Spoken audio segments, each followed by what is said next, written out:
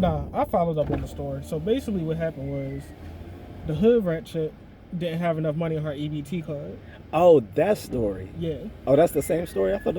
Yeah, Oh. she didn't have enough money on her food stamp card, so to buy whatever she was trying to buy. So she went and told her boyfriend, some other story, and then he came in, and that's when him and the bodega dude got into it, and that's when he stabbed the dude. Right. But the crazy thing is, she never went to jail, even though she also stabbed the bodega guy. She's literally facing 0 charges. Wait, she stabbed him too? Yeah, because when the boyfriend and him was fighting, she jumped in and stabbed the bodega guy. And the bodega worker killed her boyfriend. Right, because they were fighting, and he eventually pulled out a knife because they were jumping him. And, he was in jail, but they had to release him because his wound was infected. Next episode of When Keeping It Real Goes Wrong. Nah, I'm just finding it wild that why is she not facing any type of charges when she stabbed somebody? I'm like, okay, so if that actually seems clear and cut. I thought it was more convoluted than that. I'm not mad at the bodega guy because no, hell no. 1, he was defending himself. 2, the boyfriend was dumb to be with a stupid bitch that could manipulate him like that. And obviously, if she would do something like that, then she was already ratchet. So I'm just mad that she's not facing any charges. Like, this man is facing a murder charge. So she literally stabbed someone, and there's no repercussions. And the DA basically was like, well, because she was defending her boyfriend, so we're not going to charge her. And I was like, wait, what? Well, and that's a lot of things people don't know. Like, prosecution is subjective. Like, if they don't feel it's either a case or it's worth pursuing, they won't press charges. It's not whether someone's actually guilty of something. It's whether they think it's worthy of pursuing. So I don't know. I'm just disgusted. I ain't jumping in to save nobody. That's dead. Like, so you probably remember that time it was that chick when we hung out and we went to a comic book store or whatever. That was with us, and we went to the museum. Yeah. So this what this fucking hood rat did. So we went to the Jamaican food spot, right? Yeah. So she went back and like wilded out. I don't know what the hell happened. We got our food. We went back in. In the restaurant? We went in. We ordered our food, right? And we got back to the car. And I think she said she forgot something or they didn't get the order. Something. I forgot. It was something trivial. Like, really trivial. All I heard is her yelling and cussing and slammed the hell out my door. First of all, I was mad. Like, why? Don't ever slam my door like that. That we'll fight. That's fighting shit to me. Like, don't ever slam. I don't care how angry you are. Don't slam my fucking door or my car. Cause if it breaks, I'm gonna break you. Right.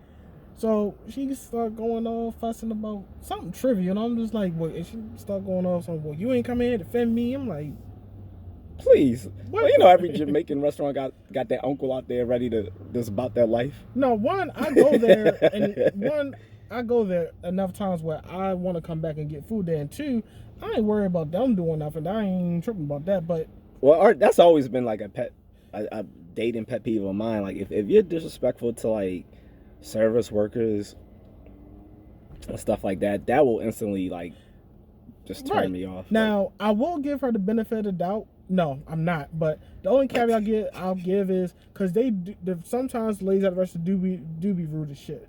They do be having attitudes, but the food gonna be good too, though. Yeah, I mean that it's just a staple of it. But a lot of times, or they don't have the shit that you want. Like, that's how you know the Jamaican place is good. They missing a lot of shit. Right. Like, yo, let me get that oxtail and I'm sorry, but we don't have that. All out. I'm like, damn, what you got? We got the we got the curry chicken, and I'm like, all right, let me get that. It should be bomb as shit. The only thing they got, but it's bomb as shit. Right. But that's my thing. Like, I put my cape up a long time ago, and especially now when you got dudes losing their life. Dude died. This man lost his life because she didn't have enough money on her because he on an EBT card. On an EBT card. Like, how? Right. And that's what blows my mind. Like, this man is facing a murder charge. Another man lost his life, and she gets to walk away scot-free after being the catalyst for the whole situation. Like, that shit is wild to me.